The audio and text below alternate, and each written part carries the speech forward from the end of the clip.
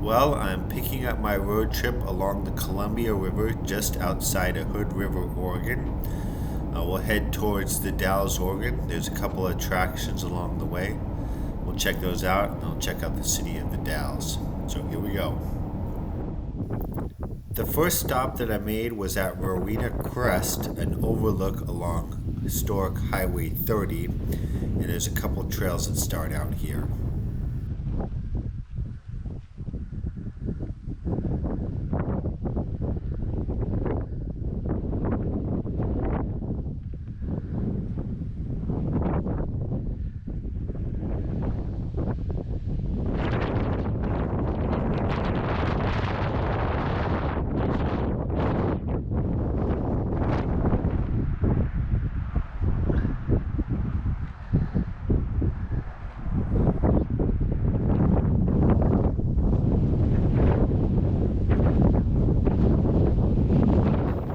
On the Tom McCall Point Trail, which is in the Tom McCall Preserve.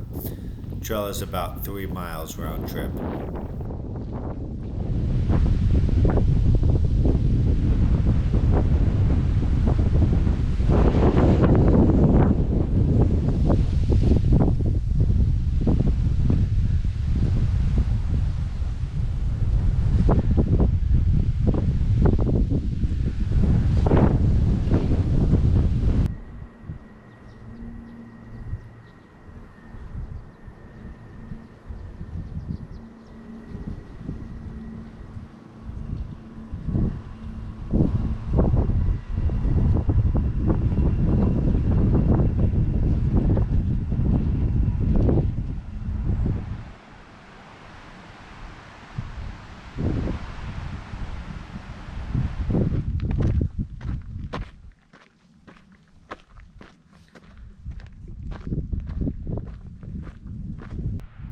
If you look closely, you can actually see the trail continues on to the next peak, which is Evans Ridge.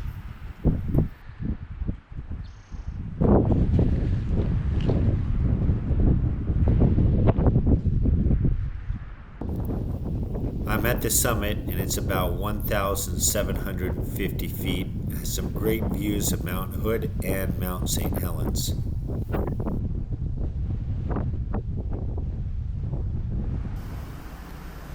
I'm backtracking a little bit on historic Route 30. I wanted to check out the Rowena Crest before continuing down Interstate 84, and on the way back I came across this Memaloose overlook.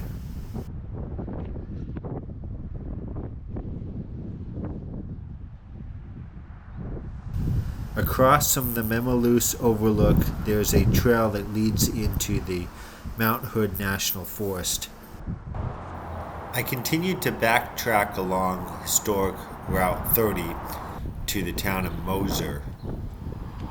The town itself only has about 400 people, so it's very tiny.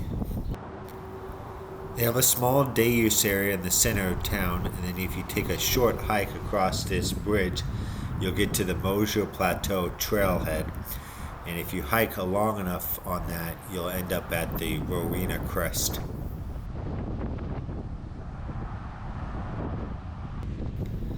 Alright, I moved on to Meyers State Park. It's another popular spot for windsurfers.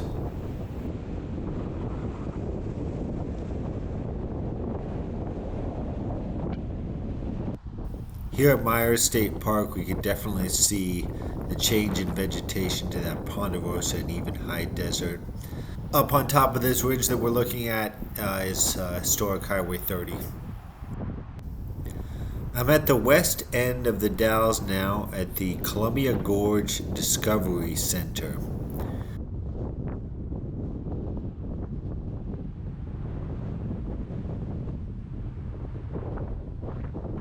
There's a hiking trail that starts out here at the Discovery Center and runs the entire length of the Dalles. I'm moving further into the city of Dalles, and I stopped at this city park to hike more on the Waterfront Trail.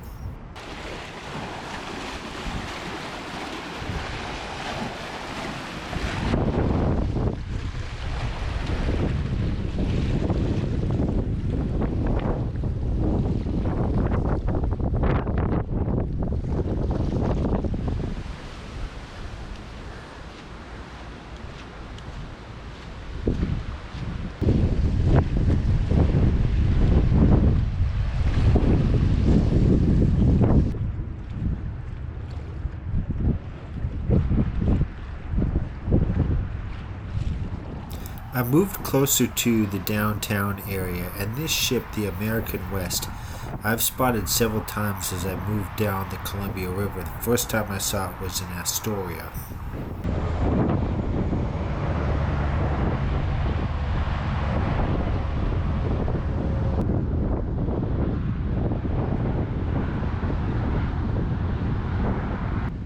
The last stop that I made for the day was at the Lewis and Clark Festival Park.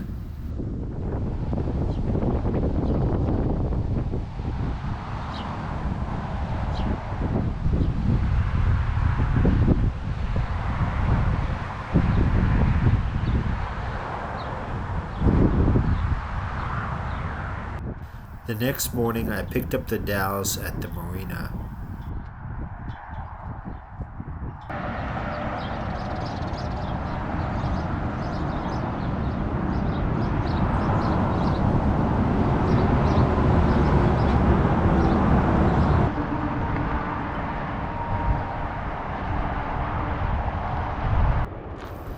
The marina had a small jetty with a walking path on it.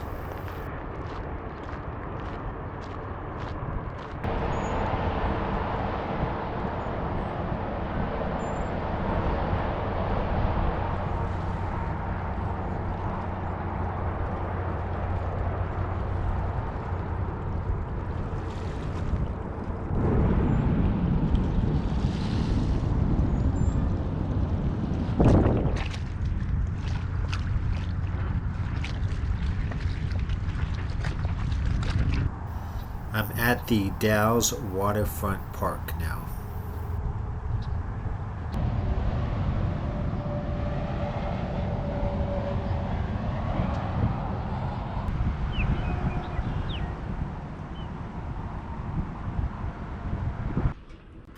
Before heading over to the Dalles Dam, I drove up into the hills above the Dalles to see if I could get a good view. There's really no good viewing spots, and there's a lot of private land up here.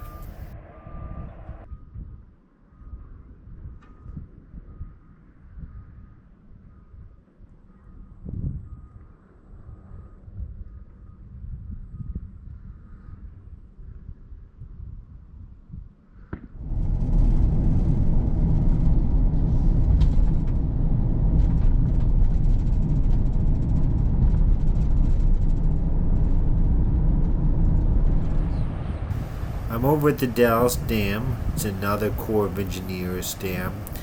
I stopped at the Visitor Center, checked that out for a little bit, asked them. They don't have any tours of the dam. There is this park that you can view the dam from.